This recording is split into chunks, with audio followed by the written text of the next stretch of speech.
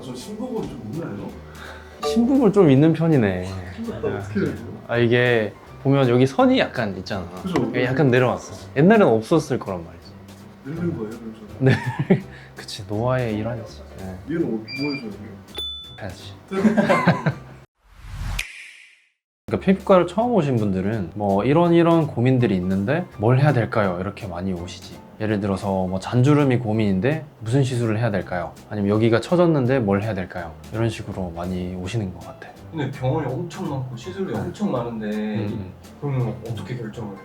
나는 보통 처음 시술하시는 분들이 오시면 일단 좀 저렴하면서 효과가 좋을 수 있는 그런 시술을 먼저 권해보는 편이야. 뭐 예를 들어서 울세라를 하고 싶으신 분이면 조금 저렴한 걸로 시작해 보시든지 경험을 좀 해보시고 좀 좋은 시술을 하는 것도 권장을 많이 드리고 있어. 이게 왜냐면 남들이 다 좋다는 시술 있지. 뭐 리쥬란 좋다, 뭐 보톡스 좋다 이렇게 말들을 많이 하는데 이게 사실 100명 하면 100명한테 다 좋을 순 없거든. 그래서 일단 처음 초심자들한테는 한번 시술을 해보면서 이렇게 자기한테 맞는 걸 찾아가는 걸 좀 더 권장을 드리지 항상. 피부과 시술이 한두 푼이 아닌데 돈 낭비가 생길 수가 있잖아. 그래서 그런 것도 좀 방지해 줄 수 있기 때문에 나는 조금 처음 오신 분들한테는 저렴한 시술부터 권해드린 편이야. 가격이 싸면은 효과가 미미하지 않을까요?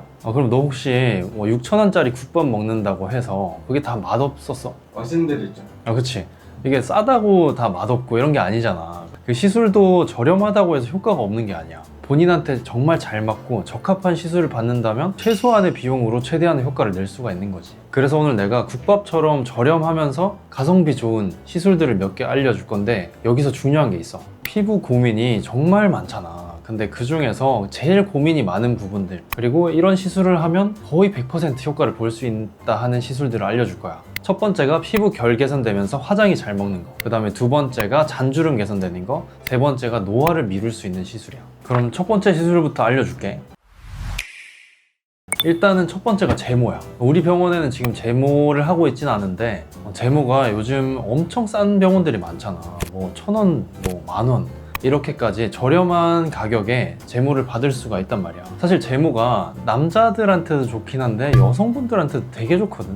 왜냐하면 이 여성분들 같은 경우에는 얼굴에 이렇게 딱 봤을 때는 털이 별로 없어. 근데 자세히 들여다보면 솜털이 있거나 아니면 이런 데 인중 같은 데 털이 조금씩 있는 분이 있어. 이게 솜털이 결국 화장을 뜨게 만드는 경우가 있거든. 그래서 이걸 제모를 좀 약한 강도로 전체적으로 얼굴에 해주면 화장이 잘 먹고 결이 좋아지는 느낌이 나지. 그래서 이렇게 화장하고 한 저녁쯤 되면 여기 파데 끼는 사람들 있지.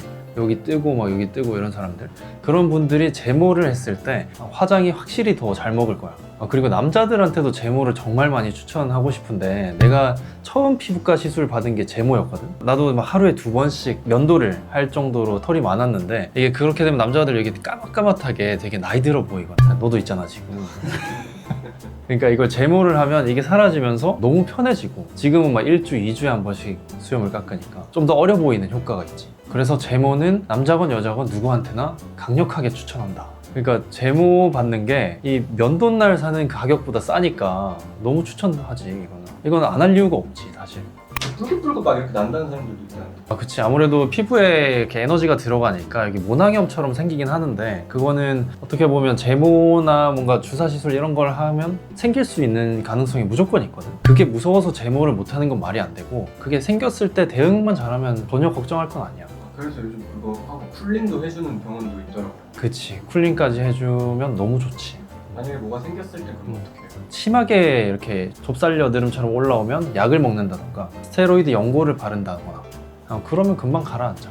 나는 화상 입은 적이 있어. 너무 싼 데 찾아다니다가 학생 때 돈 없을 때잖아. 이게 화상 입었는데 또 나도 뭐 그런 거 신경 별로 안 써가지고 그냥 낫겠지 하고 한 3달 뒤에 낫더라. 근데 다음 시술은 뭐예요? 다음 시술은 잔주름이나 모공, 피지 조절 같은 것까지 할 수 있는 스킨 보톡스야. 스킨 보톡스는 일반 보톡스는 주름에 들어가잖아. 근데 주름에 들어가는 보톡스를 조금 묽게 희석을 해서 진피층의 보톡스의 성분을 깔아주게 돼. 보톡스는 정말 깊은 근육을 잡아서 이거의 효과를 보는 거라면 스킨 보톡스는 진피층에 깔아서 뭐 피지를 조절한다던가 잔주름, 그다음에 모공 축소, 뭐 홍조 개선 이런 효과들이 있어. 근데 스킨보톡스 이거 엄청 아프다고 유명하지 않아요? 그치. 이게 아프다고 악명 높은 시술 중에 하나인데 이것도 다 덜 아프게 맞는 방법이 있어. 그거는 나중에 따로 영상을 한번 찍어볼게. 이걸 효과 볼 수 있는 사람들은 그러면 누구예요? 일단 거울을 한번 봐봐. 거울 봤는데 여기 이쪽 모공이 좀 늘어나 있다, 혹은 홍조가 좀 있다, 잔주름이 이렇게 가로로 가 있다, 이런 게 만약에 거울에서 보인다면 이건 스킨보톡스 하면 효과 많이 볼 수 있는 타입이야.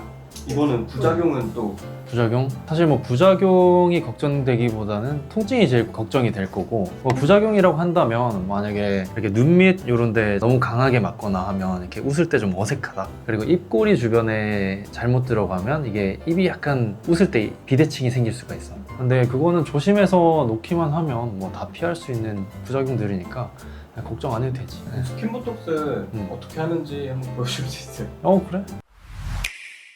자, 내가 설명해 줄게. 그래서 스킨보톡스는 진피층에 깔아서 모공 축소, 피지 조절, 홍조 완화 같은 효과를 노리는 거지. 보톡스는 근육을 줄이는 약 아니에요?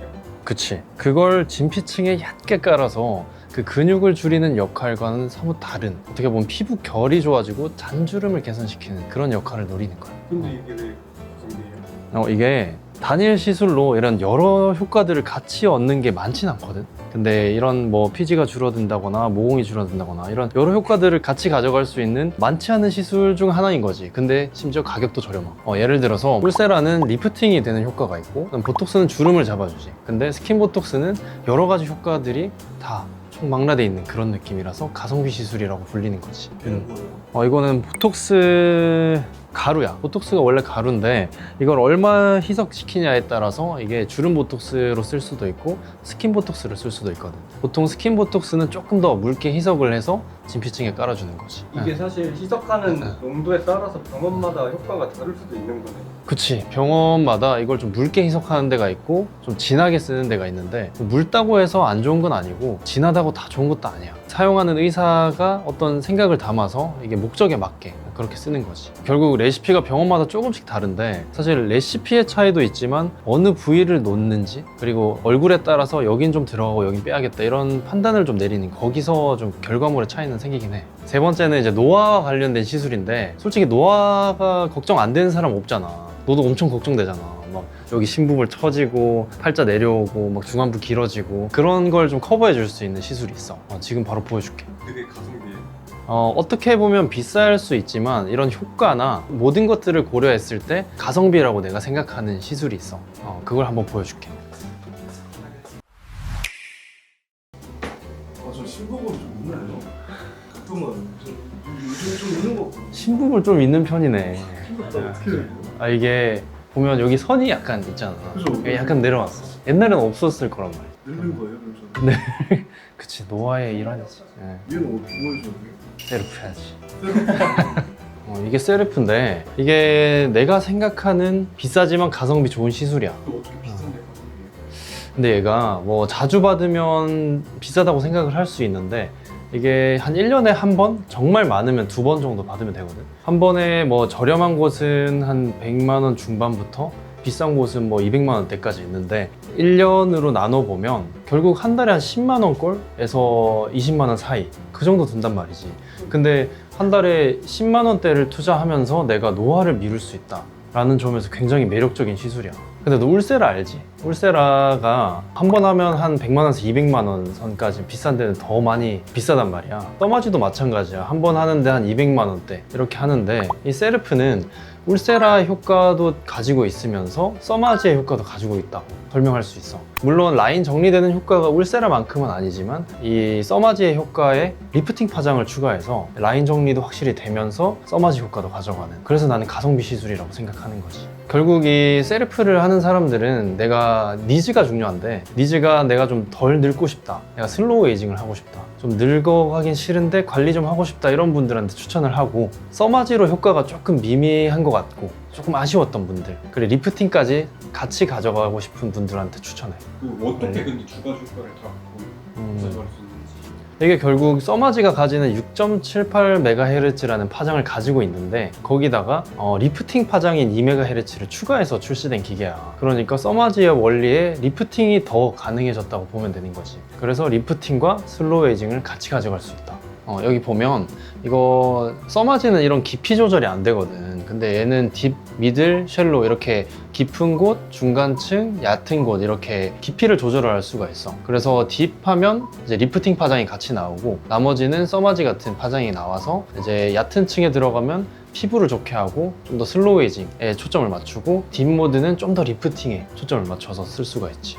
근데 왜 레이저를 받으면 왜 탄력이 생기고 그런 거예요? 그러니까 리프팅 레이저가 왜 효과가 있냐 이 말이지. 그러니까 예를 들어서 뭐 우리 건조기 돌리잖아. 건조기 돌리면 건조기 되게 뜨겁지 않니? 그래서 건조기 돌리고 나면 옷이 막 쪼그라드는 경우가 있잖아.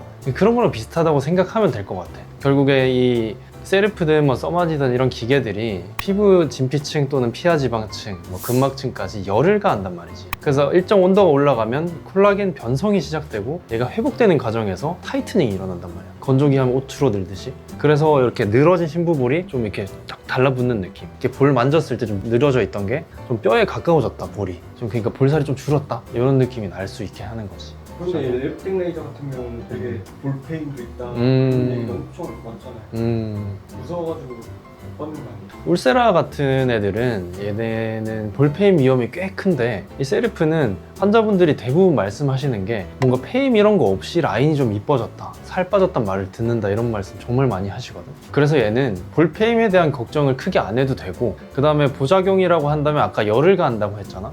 그래서 이게 화상 위험성은 있는데 세르프는 또 쿨링 기능이 엄청 강하게 나와 있어서 이게 화상이 나타났던 케이스는 거의 없어. 그래서 중요한 건 이 세르프가 비싼데 왜 가성비 있냐 이렇게 물어볼 것 같거든. 근데 울서마지를 하게 되면 기본 300~400만 원 이렇게 나온단 말이야. 근데 얘는 이 장비 하나로만, 그러니까 100만 원에서 200만 원대로 울서마지 효과를 같이 가져갈 수 있는 거지. 그래서 나는 이게 가성비라고 생각하는 거고.